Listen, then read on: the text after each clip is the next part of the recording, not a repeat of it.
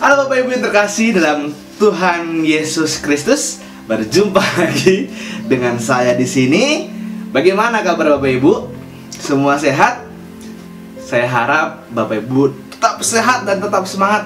Dan jangan pernah merasa bosan. Karena buat apa kita bosan? Kita nikmati saja hari-hari kita ini, oke? Ya Bapak Ibu terkasih, saat ini kembali kita akan merenungkan firman Tuhan. Namun sebelumnya kita bersatu dalam doa. Kita berdoa. Ya Bapak, terima kasih. Kami mengucap syukur Tuhan untuk hari-hari kami, untuk setiap waktu yang boleh kami jalani dan nikmati.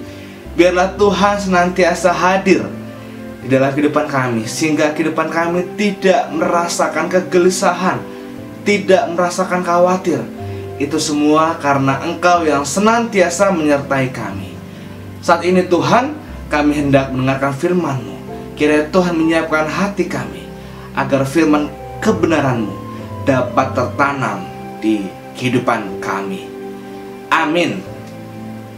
Firman Tuhan pada hari ini saya akan bacakan dari Amsal 9. Amsal 9 ayat yang pertama sampai dengan ke-6. Amsal 9 ayat yang pertama sampai dengan ke-6. Demikian firman Tuhan. Undangan hikmat dan undangan kebodohan. Hikmat telah mendirikan rumahnya, menegakkan ketujuh tiangnya, memotong ternak sembelihannya, mencampur anggurnya, dan menyediakan hidangannya. Pelayan-pelayan perempuan telah disuruhnya berseru-seru di atas tempat-tempat yang tinggi di kota. Siapa yang tak berpengalaman, singgahlah kemari. Dan kepada yang tidak berakal budi katanya, marilah makanlah rotiku, dan minumlah anggur yang telah kucampur. Buanglah kebodohan, maka kamu akan hidup, dan ikutilah jalan pengertian.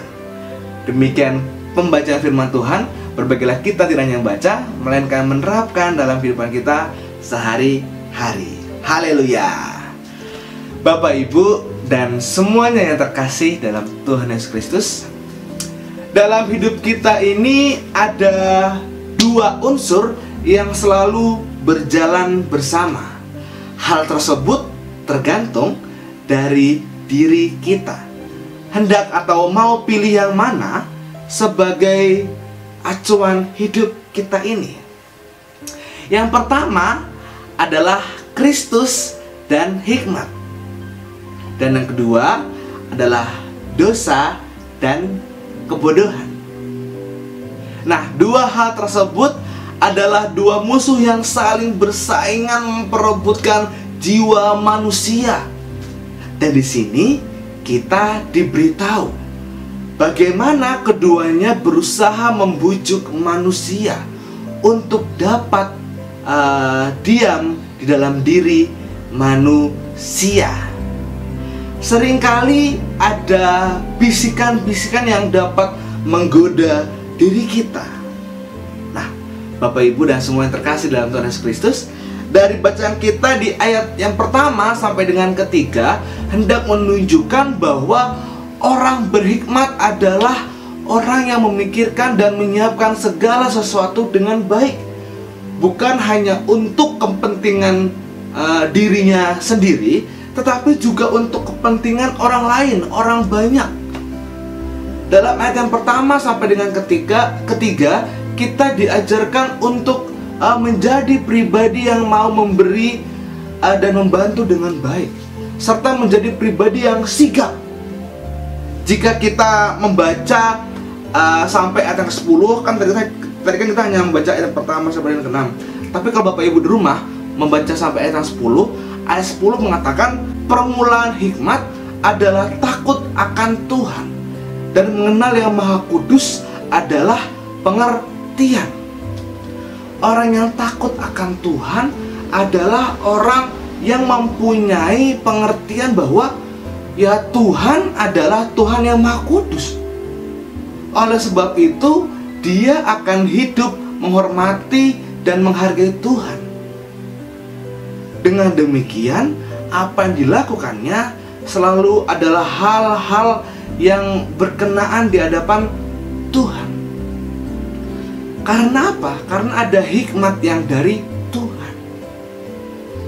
Inilah yang membedakan hikmat dari Tuhan dengan hikmat duniawi. Hikmat dari Tuhan adalah sebuah ketulusan, tetapi hikmat dari dunia adalah sebuah penghargaan dan maunya untuk terus dihargai secara utuh. Aku udah begini, aku udah begitu, dan lain-lainnya. Ya jadi aku harus dihargai dong. Nah, bukan seperti itu. Sebuah penghargaan bukanlah hal yang utama jika melakukan semuanya itu dengan tulus untuk Tuhan. Jadi kita harus bekerja untuk Tuhan, bukan kita bekerja untuk disanjung dan sebagainya, untuk bukan menerima penghargaan. Hikmat dari Tuhan adalah kita mengerjakan semua dengan tulus, tanpa mengandalkan atau mengidam-idamkan sebuah penghargaan, disanjung. Tidak. Bapak Ibu yang terkasih dalam Tuhan Yesus Kristus. Dan kemudian pada ayat yang ke-6, itulah yang menjadi penting. Dan ini mengingatkan kepada kita supaya jangan hidup seperti orang bodoh atau orang bebal.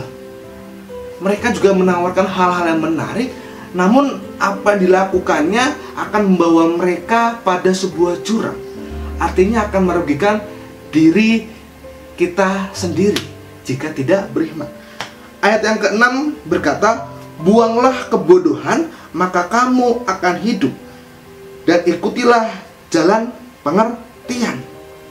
Kita harus membuang kebodohan agar kita tidak jatuh ke dalam jurang.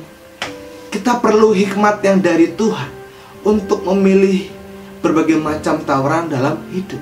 Karena apa? Jika kita memilih hikmat dari Tuhan, maka hal-hal lain ya akan lenyap, akan hilang. Kemudian sebagai orang-orang percaya sudah seharusnya memilih untuk hidup berhikmat. Karena apa? Saya di sini memiliki beberapa poin.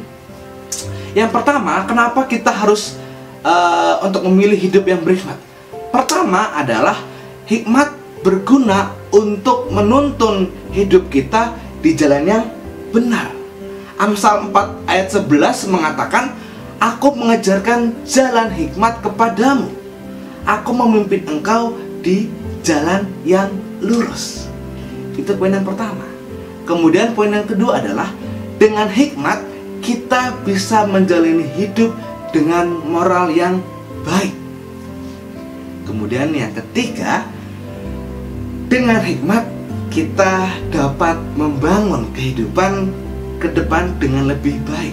Bukan cuma untuk kepentingan diri kita sendiri, tetapi juga bisa menjadi berkat bagi orang lain. Dengan hidup berhikmat, kita akan diberkati Tuhan. Saat ini, sudahkah kita menjadi hikmat dan berkat bagi sesama kita, Bapak Ibu? Jawabannya ada di hati Bapak Ibu masing-masing. Amin. Kita berdoa. Bapa dalam surga, firman-Mu betul-betul menguatkan kami, betul-betul meneguhkan kami. Engkau mengajarkan kami agar kami dapat menerima undangan untuk berhikmat, bukan undangan sebuah kebodohan. Karena kami mempercayai Tuhan, dengan hikmat-Mu kami sebagai anak-anak-Mu dapat menjalani hidup dengan baik. Kami dapat berbagi, kami dapat memberikan sesuatu bagi orang lain tanpa harus meninggikan diri kami masing-masing. Biarlah hikmat ini Tuhan dapat tertanam di kehidupan kami, sehingga kami dapat menjadi teladan-Mu di muka bumi ini. Dan terkhusus kami dapat menjadi perpanjangan berkat bagi sesama kami. Tuhan yang makasih, saat ini juga Tuhan kami hendak mendoakan bagi kerabat, saudara atau teman-teman kami yang sedang sakit. Biarlah Tuhan senantiasa memberkati mereka, menyembuhkan mereka. Biarlah mereka dalam sakit penyakitnya dapat semangat, dapat Engkau pulihkan, dan dapat kembali tersenyum bersama keluarga tercinta. Inilah doa dan permohonan kami ya Tuhan. kami serahkan ke dalam kuasa tangan-Mu yang adalah kawan sejati, Yesus Kristus, Sang Juru Selamat kami yang hidup. Haleluya, amin. Demikian yang dapat saya sampaikan. Sampai berjumpa lagi di renungan harian berikutnya. Dadah, Tuhan Yesus memberkati.